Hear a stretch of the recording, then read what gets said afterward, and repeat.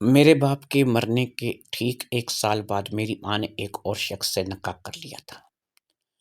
یہ شخص اگرچہ میرا باپ بن کے ہمارے گھر تو آ گیا تھا، لیکن مجھے کبھی بھی یہ شخص پسند نہیں آیا تھا۔ اس شخص کا نام منور حسین تھا، اور منور حسین جو ہے وہ اب ہمارا باپ بن کے، یعنی کہ میرا باپ بن کے اس گھر میں رہ رہا تھا۔ اس نے میری ماں کے ساتھ شادی کی تھی، لیکن میری کبھی بھی اپنے اس سوتیلے باپ کے ساتھ نہیں بنی تھی۔ مجھے ہمیشہ اپنے ہی باپ کی یاد آتی تھی، جس کا نام اختر حسین تھا، اور اختر حسین ایک بہت اچھا باپ تھا۔ جب تک میرا باپ زندہ رہا تھا، اس نے مجھے کسی چیز کی کمی نہیں آنے دی تھی۔ میں اس کی بیٹی تھی اور اس کی لاڈلی بیٹی تھی۔ 1 سال پہلے جب میرے باپ کا ایک روڈ ایکسیڈنٹ میں انتقال ہوا اور اس کی لاش کو ہمارے گھر لے کر کے آئے، تو میں نے دیکھا کہ ماں نے کچھ خاص واویلا نہیں کیا تھا۔ ایسا لگتا تھا کہ جیسے ماں کو خود اس کے مرنے کا کوئی خاص دکھ نہیں ہوا ہو۔ لہٰذا میں نے ماں کو اس بات کو محسوس کیا تھا، اور میں نے اس بات کو کبھی ماں کو جتلایا نہیں تھا۔ صرف اس بات کو میں محسوس کر کے رہ گئی تھی۔ اس کے پیچھے کیا راز تھا یا پھر کیا بات تھی، یہ مجھے بالکل پتہ نہیں تھا، لیکن بہرحال میرے والد کے مرنے کے 1 سال کے اندر ہی میری ماں نے دوسری شادی رچا لی تھی۔ یہ شخص جس کا نام منور حسین تھا، اگرچہ ایک اچھا انسان بننے کا پورا دکھاوا کر رہا تھا، یا واقعی میں ایک اچھا انسان تھا، مجھے اس کے بارے میں کچھ بھی پتہ نہیں تھا۔ میں تو اس وقت کالج میں پڑھ رہی تھی، اور اس وقت میری عمر 22 سال تھی۔ میرا تعلیمی سیشن ختم ہونے والا تھا، اور میں بہت جلد کالج سے فارغ ہو کر کے کسی نہ کسی جاب کو لگ جاتی۔ ایسے میں اپنی والدہ کی خود ذمہ داری اٹھا سکتی تھی۔ ویسے تو میری والدہ بھی لوگوں کے گھروں میں جھاڑو پوچھا کر کے کچھ نہ کچھ کما کر کے لا رہی تھی، لہٰذا میرے سیانے ہونے تک یا پھر میرے ایک جاب لگنے تک میری والدہ اچھا کما سکتی تھی اور مجھے اور خود کو پال سکتی تھی۔ لیکن یہاں پر معاملات الٹ ہو گئے، اور اس نے بجائے اس کے کہ خود کمانا یا پھر میری جاب کا انتظار کرنے کی بجائے اس نے شادی کر لی، اور پھر ایک شخص کو جو کہ ایک دکان چلاتا تھا، یہ ایک الیکٹرانکس کی دکان چلاتا تھا، جسے اس نے میرا باپ بنا کر کے میرے سر پر بٹھا کر کے مسلط کر دیا تھا۔ اگرچہ اس کے الیکٹرانکس کے کام میں اچھی کمائی تھی، اور ہمیں جب سے وہ ہمارے گھر آیا تھا کسی چیز کی کمی اس نے محسوس نہیں ہونے دی تھی، لیکن بس مجھے ایک ہی چیز سے وہ کھلتا تھا کہ وہ میرا سوتیلا باپ ہے، اور میں اسے کبھی بھی اچھی نظر سے نہیں دیکھتی تھی۔ شاید میرے اندر ایک ڈر تھا، اور وہ ڈر یہ تھا کہ میں ایک نوجوان لڑکی تھی، اور ایک نوجوان لڑکی چاہے اس کے لیے کوئی سوتیلا باپ یا سوتیلا بھائی ہی کیوں نہ ہو، کتنا ہی پاک رشتہ کیوں نہ ہو، وہ ہمیشہ کچھ نہ کچھ فاصلہ بنا کر کے رکھتی ہے، اور ہمیشہ اس رشتے کو شک کی نگاہ سے ہی دیکھتی ہے۔ میرا بھی کچھ ایسا ہی حال تھا کہ میں اس رشتے کو فی الحال شک کی نگاہ سے دیکھنے پر مجبور تھی، کیونکہ میں ایک دم سے اسے اپنا باپ تسلیم نہیں کر سکتی تھی۔ پھر مجھے یہ بھی اچھی طرح سے یاد تھا کہ میرے باپ کے مرنے پر میری ماں نے کوئی خاص غم نہیں کیا تھا۔ یہ بات بھی میرے دل میں چپ کر کے رہ گئی تھی۔ اس بات کا مجھے بالکل نہیں پتا تھا کہ میری ماں نے ایسا کیوں کیا تھا، لیکن بہرحال میری ماں نے جو بھی کیا تھا، اب وہ تو میری ماں کو خود ہی پتا ہوگا کہ میری ماں نے ایسا کیوں کیا تھا۔ سوتیلا باپ اگرچہ مجھے بلاتا بھی تھا اور مجھ سے لاڈ بھی کرتا تھا، اور مجھے اپنی بیٹی ہی کی طرح سمجھتا تھا اور بیٹی ہی کی طرح بات کرتا تھا، لیکن میرے اندر کا ڈر تھا کہ مجھے آگے بڑھنے سے روکتا تھا، اور میں کبھی بھی اپنے سوتیلے باپ کو جو ہے وہ زیادہ بات نہیں کرتی تھی، اور زیادہ تر فاصلہ بنا کر کے رکھتی تھی۔ وقت اسی طریقے سے گزرتا رہا، اور پھر میری تعلیم جو ہے وہ کمپلیٹ ہو گئی۔ جیسے ہی میری تعلیم کمپلیٹ ہوئی اور مجھے ڈگری حاصل ہوئی، اب میں نے جاب کی تلاش کے لیے ادھر ادھر بھٹکنا شروع کر دیا، لیکن یہاں پر بھی مجھے ایک چیز کا اندازہ ہو گیا کہ جاب ملنا اس قدر آسان نہیں تھی۔ جو لوگ مجھے جاب کی آفر کر رہے تھے، یا اپنی کمپنی میں یا اپنی فیکٹری میں یا کہیں بھی مجھے جاب کی آفر دے رہے تھے، وہ لوگ مجھ سے بہت سے اور تقاضے بھی رکھتے تھے، لیکن میں ان کے ایسے تقاضے پورے کرنے والی میں سے نہیں تھی۔ میں غریب ضرور تھی اور ایک غریب گھر سے ضرور تعلق رکھتی تھی، لیکن میں نے کبھی بھی ایسی سوچیں نہیں رکھی تھی، اور نہ ہی میں ایسی سوچ کو پسند کرتی تھی۔ لہٰذا مجھے نوکری ملنے میں واقعی میں بڑی مشکل پیش آ رہی تھی۔ میں نے تو یہ سمجھا تھا کہ جیسے ہی مجھے ڈگری ملے گی میں بڑی آسانی کے ساتھ جاب پہ کھڑی ہو جاؤں گی اور اپنی ماں کا خرچہ خود اٹھاؤں گی، لیکن یہاں پر تو معاملات ہی بالکل الٹ ہو گئے تھے۔ مجھے کوئی بھی شخص جاب پہ رکھنے کے لیے پہلی بات ہے کہ تیار نہیں تھا، اور جہاں پر بھی میں جاب کے سلسلے میں جاتی تھی وہاں پر ہر شخص للچائی ہوئی نظروں سے ہی دیکھتا تھا، اور جب میں سامنے والے کی نظر کو بانپ لیتی تھی تو پھر میں وہاں پر دوبارہ جانا گوارا نہیں کرتی تھی۔ یہی وجہ تھی کہ مجھے کہیں بھی نوکری نہیں مل رہی تھی۔ میری ماں نے بھی اب مجھے اس بات کو لے کر کے کہنا شروع کر دیا تھا کہ تمہیں نوکری کرنے کی کیا ضرورت ہے؟ تمہارے بابا ہیں نا، وہ کما کے لا رہے ہیں، جب تک وہ کما رہے ہیں تمہیں کسی چیز کی فکر کرنے کی ضرورت نہیں۔ اب میں ماں کو کیا بتاتی، اور ماں تو پیسے تھوڑا بہت سمجھتی بھی تھی اور جانتی بھی تھی، لیکن میں ماں کو کیا بتاتی کہ اس نے تو اسے شوہر تسلیم کیا ہے لیکن میں نے کبھی بھی اسے اپنا بابا تسلیم نہیں کیا۔ اسی طریقے سے کچھ عرصہ گزر گیا، مجھے نوکری نہ تو ملنی تھی اور نہ ہی ملی، اور جہاں پر بھی 2-4 جگہ پہ نوکری کی کوئی امید بندی وہاں پر آگے سے جو لوگ ملے وہ کچھ ایسے ملے کہ مجھے وہاں سے ان کو سنا کر ہی واپس گھر آنا پڑا۔ ان باتوں کو لے کر کے میں اس قدر پریشان تھی کہ مجھے جو ہے وہ نوکری نہیں مل رہی ہے، اور میں چاہتی تھی کہ جلدی سے جلدی میں اس گھر کی باغ ڈور اپنے ہاتھ میں لے لوں اور اس نام نہاد باپ سے میری جان چھوٹ جائے۔ لیکن مجھے لگتا تھا کہ ایسا فی الحال ہو نہیں رہا ہے، بلکہ سب کچھ اس وقت ذمہ داری جو تھی وہ میرے اسی ستیلے باپ کے کندھے پر تھی۔ وہ ہمارے گھر کے سارے معاملات کو مکمل طور پر سنبھالے ہوئے تھا۔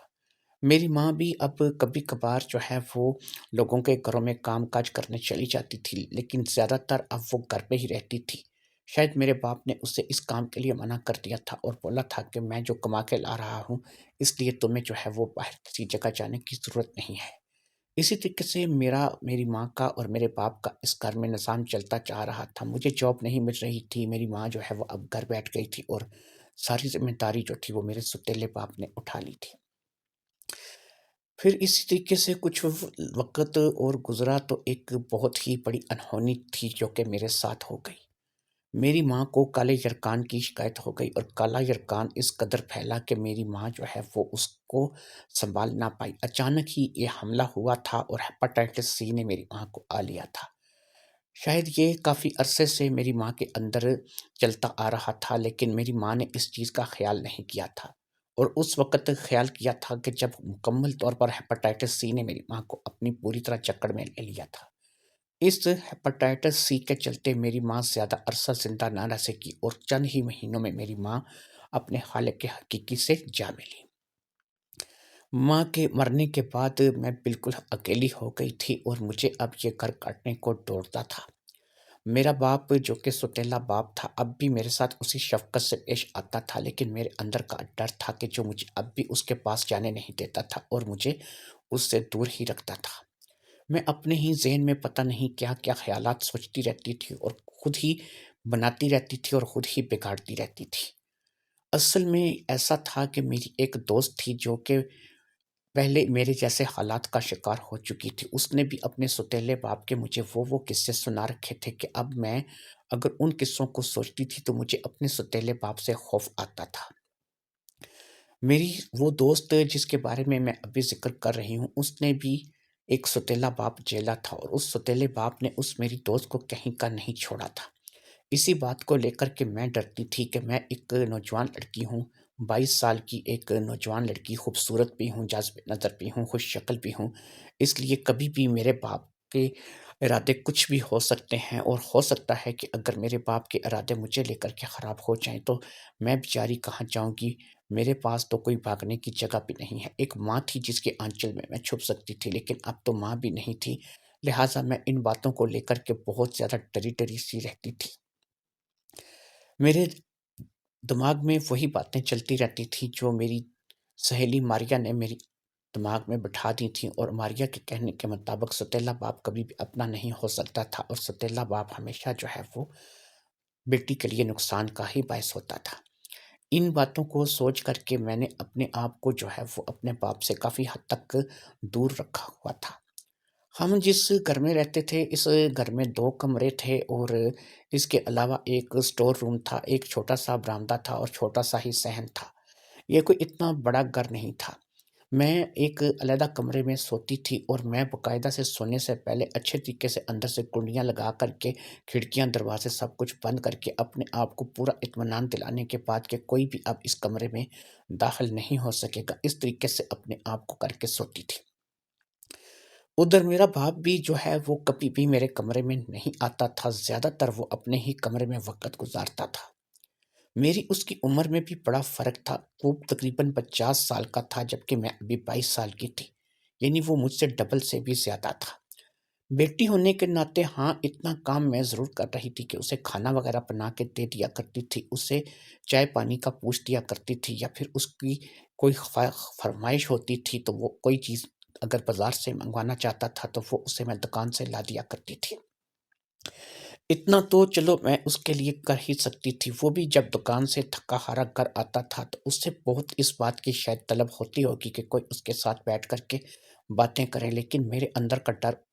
مجھے باتیں کرنے نہیں دیتا تھا، اس لیے میں زیادہ تر اس سے ہٹ کے رہتی تھی اور اپنے آپ کو اپنے کمرے تک محدود رکھتی تھی۔ ڈگری میں لے چکی تھی لیکن نوکری مجھے نہیں ملی تھی اور میں اپنے کمرے تک محدود ہو کر کے رہ گئی تھی۔ زیادہ میں کسی کے گھر بھی آتی جاتی نہیں تھی، بس میری ایک سہیلی ماریا ہی تھی جس کے ہاں میں کبھی کبھی چلی جایا کرتی تھی۔ اس روز ماریا کی سالگرہ تھی اور ماریا نے مجھے اپنے گھر آنے کی خاص دعوت دے رکھی تھی، لہٰذا میں نے اپنے ستیلے باپ کو صرف بتانا مناسب سمجھا کہ بھئی میں ماریا کی سالگرہ میں جا رہی ہوں اور میں رات کو لیٹ ہو جاؤں گی۔ میں نے اجازت نہیں لی تھی، صرف بتایا تھا، اور پھر بتا کر کے میں ماریا کی طرف چلی گئی تھی۔ ماریا کی پارٹی رات کے 9 بجے تھی، جو کہ اس نے اپنے ہی گھر میں ایک چھوٹی سی پارٹی دے رکھی تھی۔ ماریا مجھ سے زیادہ حیثیت میں بہت اچھی تھی کیونکہ وہ ایک کھاتے پیتے گھر کی لڑکی تھی، لہٰذا جب میں ماریا کے گھر پہنچی تو اس کی سالگرہ کی پارٹی ابھی شروع نہیں ہوئی تھی، حتیٰ کہ 9 سے ٹائم اوپر ہو چکا تھا۔ ابھی مہمانوں کی آمد و رفت کا سلسلہ جاری تھا اور اسی طریقے سے پھر وہ وقت آ گیا کہ جب ماریا نے کیک کاٹا اور پھر ہم سب نے اسے سیلیبریٹ کیا۔ سیلیبریٹ کرنے کے بعد اب ماریا اور میرے درمیان بہت سی باتیں شروع ہو گئیں اور لوگ جو ہے وہ اپنی اپنی خوشخبریوں میں مصروف ہو گئے۔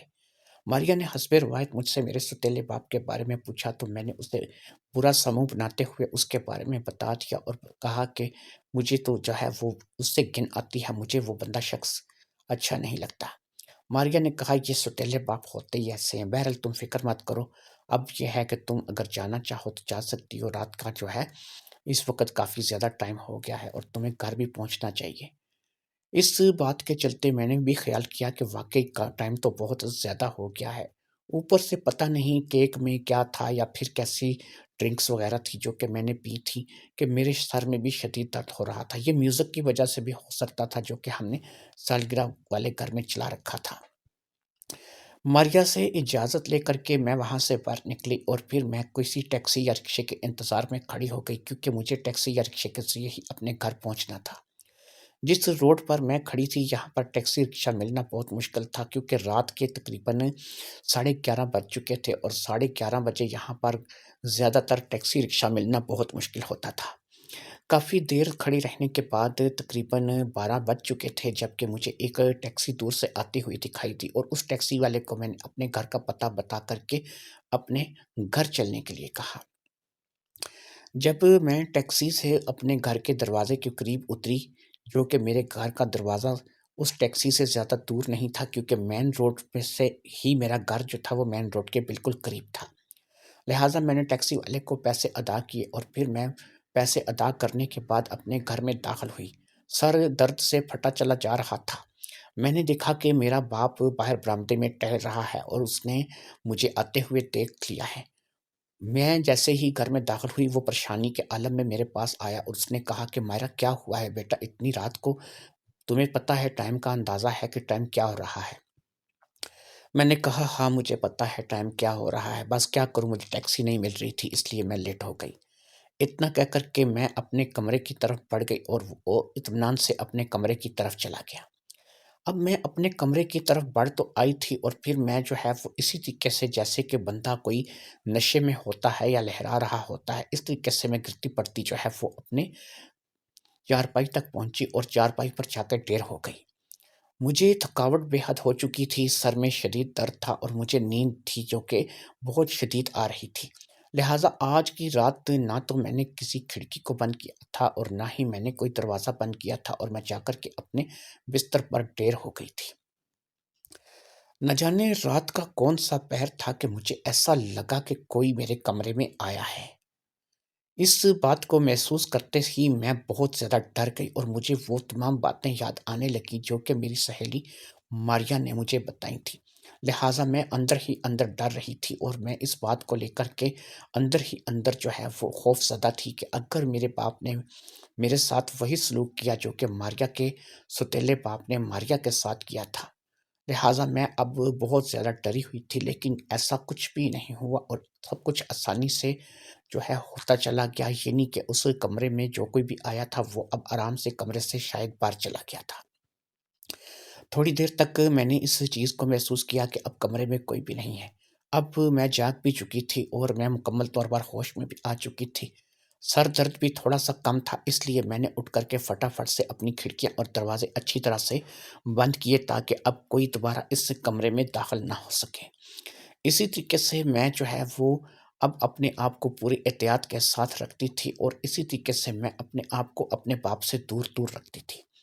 دن گزرتے گئے اور میرا باپ جو ہے وہ مجھے کسی بات پہ بھی اعتراض نہیں کر رہا تھا، کیونکہ اسے شاید اس بات کا اندازہ تھا کہ ایک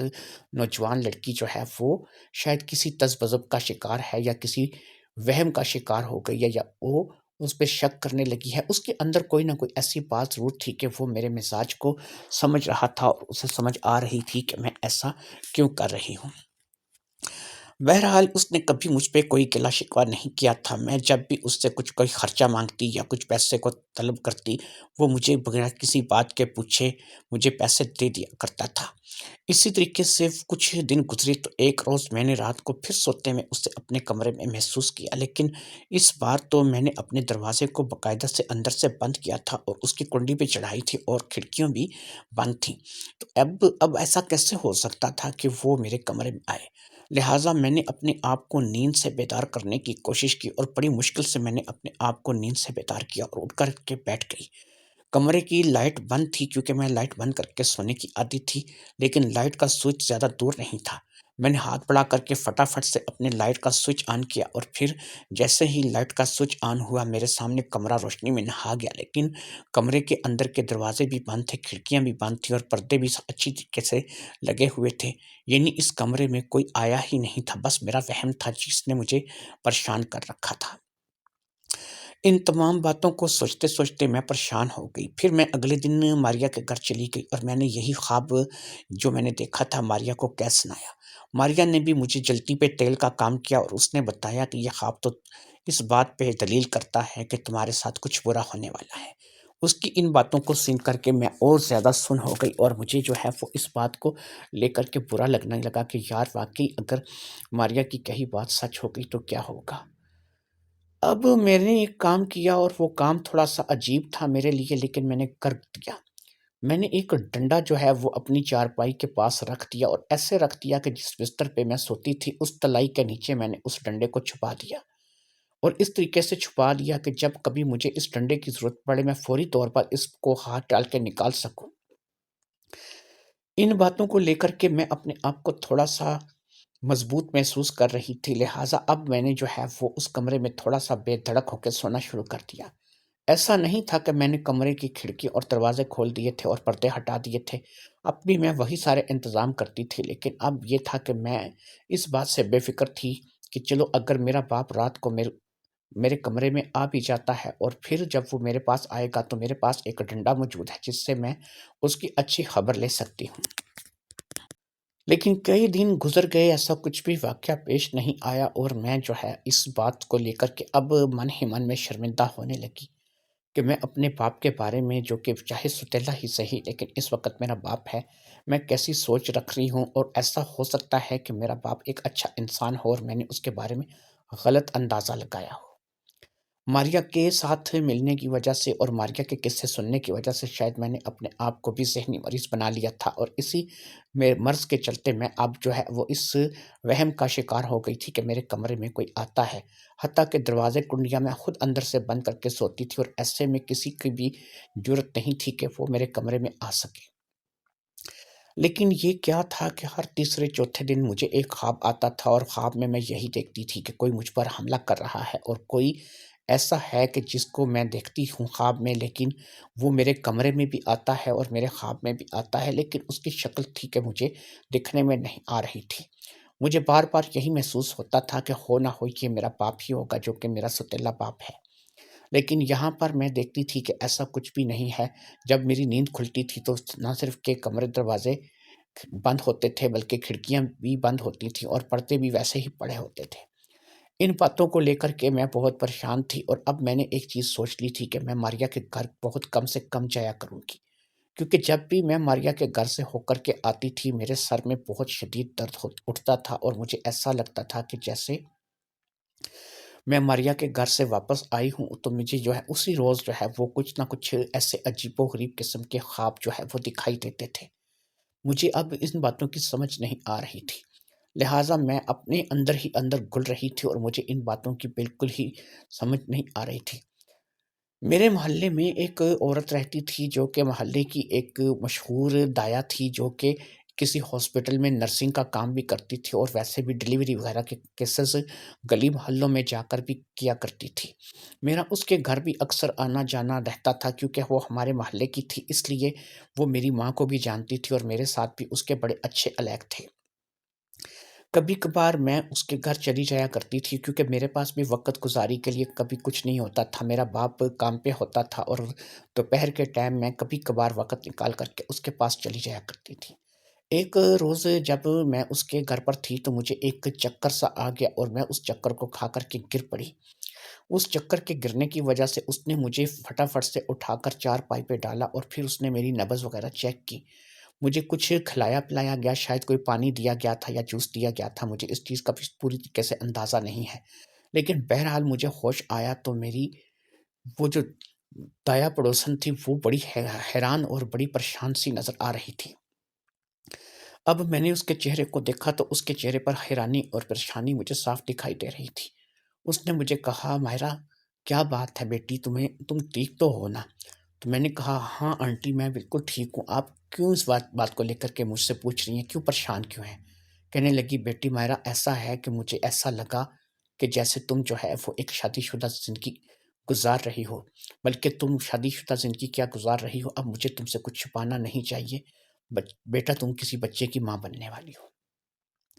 یہ بات میرے لیے اتنی بڑی تھی اور اتنی بری تھی کہ میں جو ہے ایک دم دہل کے رہ گئی۔ ایک تو میں ابھی ابھی بے ہوش ہو کر کے گری تھی، اوپر سے اتنی بڑی خبر جو تھی مجھے اس آنٹی نے سنا دی تھی۔ وہ ایک نرس تھی، ایک دایا تھی، اس کی بات کو میں چیلنج نہیں کر سکتی تھی۔ میں نے کہا، آنٹی یہ کیسے ہو سکتا ہے، میری تو ابھی شادی بھی نہیں ہوئی ہے، اور نہ میں نے کسی سے شادی کی ہے، اور نہ ہی میں نے کبھی کسی سے ایسا کوئی تعلق رکھا ہے، اور نہ ہی میری کسی کے ساتھ کوئی ایسی دوستی ہے۔ یقین کریں میں تو بالکل جو ہے اس بارے میں کچھ بھی نہیں جانتی۔ اب میری جو دایا آنٹی تھی انہوں نے کہا، اچھا ایک بات بتاؤ، یہ جو تمہارا سوتیلا باپ ہے اس کا تمہارے ساتھ کیسا سلوک ہے؟ اب ظاہر سی بات ہے نا کہ محلے داری تھی، اور وہ بھی اس چیز کو جانتی تھی کہ میں اپنے سوتیلے باپ کے ساتھ اکیلی رہتی ہوں، اور میرا اس کا کمرہ علیحدہ ہے اگرچہ، لیکن ظاہری بات ہے کہ ہم دونوں باپ بیٹی رہتے تو ایک ہی گھر میں تھے۔ لہٰذا ان کی اس بات کے بعد میں نے انہیں بتایا کہ ایسا کبھی بھی کچھ بھی نہیں ہوا ہے، وہ ایک شریف آدمی ہے جو کہ آتا ہے اور اپنے کمرے میں چلا جاتا ہے، میں اسے کھانا وغیرہ دے دیتی ہوں بنا کر کے، اور کبھی بھی اس نے جو ہے وہ کوئی ایسی حرکت نہیں کی ہے۔ ہاں البتہ میں نے اسے یہ بتایا کہ کبھی کبھی مجھے ایسا محسوس ہوتا ہے کہ جیسے میرے کمرے میں کوئی ہے، لیکن وہ میرے کمرے میں کوئی ہوتا نہیں ہے۔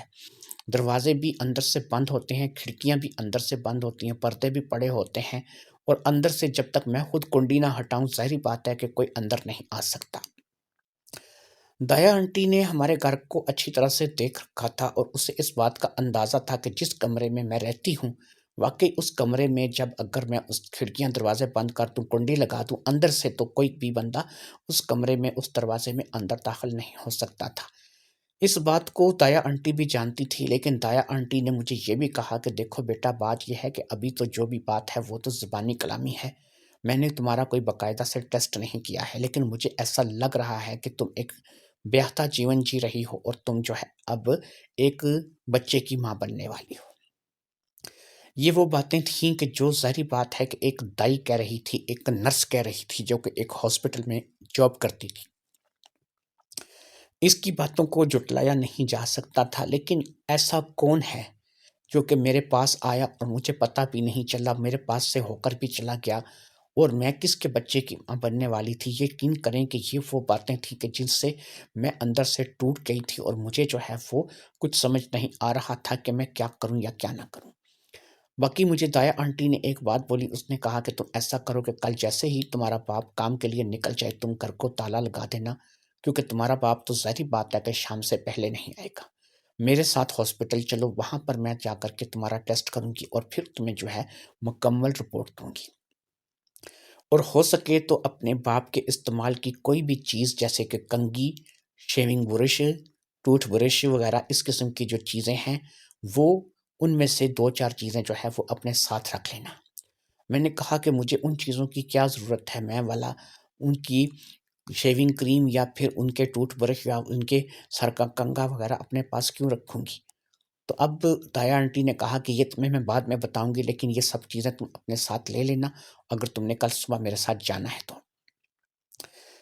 میں نے تھوڑا سا سن رکھا تھا کہ کچھ ایسے ٹیسٹ وغیرہ ہوتے ہیں جسے ڈی این اے ٹیسٹ کہا جاتا ہے، اور ڈی این اے ٹیسٹ جو ہے بہت سی باتیں کھل کر کے سامنے آ جاتی ہیں، لیکن آج تک میں پڑھی لکھی ہونے کے باوجود بھی کبھی بھی میرا ڈی این اے ٹیسٹ جیسے کسی مصیبت سے واسطہ نہیں پڑا تھا۔ لیکن اب مجھے دایا آنٹی کی باتوں سے ایسا لگ رہا تھا کہ جیسے وہ میرے باپ کی استعمال شدہ چیزیں لے کر کے میرا ڈی این اے ٹیسٹ کرنا چاہ رہی ہیں، اور یہ جاننا چاہ رہی ہیں کہ میرے ساتھ یہ جو کچھ بھی ہوا ہے یہ کیسے ہوا ہے اور کس نے کیا ہے اور اس کے پیچھے کس کا ہاتھ ہے۔ لہٰذا میں نے دایا آنٹی کے ساتھ اس بات کا طے کر لیا کہ کل جیسے ہی ابا کام کے لیے نکلے گا، میں جو ہے گھر میں کنڈی لگا کے تالا لگا کر کے اس کے پاس آ جاؤں گی اور اس کے ساتھ ہاسپٹل چلوں گی۔ لہٰذا اگلے دن جیسے ہی میرا سوتیلا باپ کام کے لیے چلا گیا، میں نے فٹافٹ سے اپنے گھر کو لاک کیا، تالا لگایا، اور پھر میں دایا آنٹی کے گھر آ گئی۔ دایا آنٹی پہلے سے ہی تیار بیٹھی تھی، ہم دونوں ہی ہاسپٹل کے لیے روانہ ہو گئے۔ ہاسپٹل آ کر کے دایا آنٹی نے باقاعدہ سے میرے کچھ ٹیسٹ جو ہے وہ کروائے، اور میرا خون اور اسی قسم کی چیزیں لے کر کے میرے ٹیسٹ کے لیے بھیج دیں۔ اب اس نے وہ جو استعمال شدہ چیزیں میں نے لی تھیں وہ بھی اس نے ایک اور نرس کو دی اور اس کو ٹیسٹ کرنے کے لیے بولا، اور شاید وہ ڈی این اے ٹیسٹ کے بارے میں ہی بات کر رہی تھی۔ 3 گھنٹے تک ہم ویسے ہی ہاسپٹل میں گھومتے رہے اور مختلف رپورٹیں وغیرہ کلک کرتے رہے، اور پھر 3 گھنٹے کے بعد وہ مجھے لے کر کے میرے گھر واپس آ گئیں۔ ان کے ہاتھوں میں رپورٹیں بھی موجود تھیں، اور ان کے پاس جو ہے وہ سارا سامان بھی موجود تھا جو کہ ہم ساتھ لے کر کے گئے تھے۔ یہاں پر آ کر کے جب انہوں نے اس رپورٹوں کو اچھی طریقے سے دیکھا اور پھر اس سامان کا جائزہ لیا اور پھر میرا جائزہ لیا، تو انہوں نے کہا کہ دیکھو بیٹی، بات یہ ہے مائرہ کہ جیسا کہ میں نے تم نے کہا کہ تم ایک شادی شدہ زندگی گزار رہی ہو، اور تمہارا جیون جو ہے وہ اب ایک شادی شدہ لڑکی والا جیون ہے، یہ بات بالکل رپورٹ کے مطابق سے سچ آئی ہے، اور تم ایک شادی شدہ لڑکی کی ہی زندگی گزار رہی ہو۔ دوسری چیز یہ ہے کہ تمہارا ڈی این اے ٹیسٹ کروایا گیا ہے، اور اس ڈی این اے ٹیسٹ کی رپورٹ کے مطابق سے تم یہ جو شادی شدہ زندگی گزار رہی ہو، اس کے علاوہ یہ جو تمہیں تمہارے خواب آتے ہیں یہ شاید اسی زندگی سے متعلق ہیں جس کا تمہیں ابھی علم بھی نہیں ہے۔ یعنی کہ کوئی ہے جو کہ تمہارے ساتھ کھیل رہا ہے، لیکن تمہیں پتہ نہیں ہے کہ تمہارے ساتھ کھیلنے والا کون ہے۔ لہٰذا اس بات کو اپنے ذہن میں رکھو بیٹا کہ اس بات کا فی الحال کسی سے ذکر نہیں کرنا، اور نہ ہی اس بات کے بارے میں کسی کو بتانا۔ ہاں، میں تمہیں ایک بات یہاں پہ بتا دیتی ہوں، اور ایک بات سے میں تمہیں یہاں پر کلیئر کر دیتی ہوں، تمہیں اس بات کو لے کر کے خوشی ہوگی، اور تم اس بات کو لے کر کے اطمینان کے ساتھ جو ہے وہ اپنے گھر میں جا کے اپنا دن رات سکون کے ساتھ اپنی زندگی کو بسر کر سکتی ہو کہ تمہارا کوئی بھی ڈی این اے ٹیسٹ، تمہارے کوئی بھی معاملات جو ہیں وہ تمہارے سوتیلے باپ کے ساتھ ٹیلی نہیں ہوئے ہیں۔ تمہارا سوتیلا باپ جو ہے وہ کسی بھی قسم کے کسی ایسی حرکت میں ملوث نہیں پایا گیا ہے، اس کے تمام ڈی این اے ٹیسٹ اور تمہارے ڈی این اے ٹیسٹ بالکل علیحدہ علیحدہ ہیں، اور تمہاری آپس میں کچھ میچنگ نہیں ہے جس سے اس بات کا شک کیا جا سکے کہ اس نے کچھ ایسا کیا ہوگا۔ یعنی کہ اس کام میں میرے سوتیلے باپ کا کوئی بھی ہاتھ نہیں تھا، اور یہ کام کون کر رہا تھا یا کہاں سے ہو رہا تھا اس کے بارے میں مجھے بالکل پتہ نہیں تھا۔ دایا آنٹی نے کہا کہ تم فکر مت کرو، بلکہ ایسا کرو کہ تم نے ایک کام کرنا ہے۔ اب میں تمہیں ایک کان میں بات بتاؤں گی اور اس بات پہ تم نے عمل کرنا ہے۔ لہٰذا اس نے میرے کان میں ایک بات کہی اور پھر میں نے اس بات کو سن کر کے اچھی طرح سے سمجھ لیا۔ لہٰذا اب میں نے اسی کی بتائی ہوئی بات کے مطابق سے عمل کرنا تھا اور میں نے اس پہ عمل کرنے کا فیصلہ کر بھی لیا۔ میں اس بات کو لے کر کے خوش تھی کہ اس کام میں کم از کم میرا سوتیلا باپ نہیں ہے۔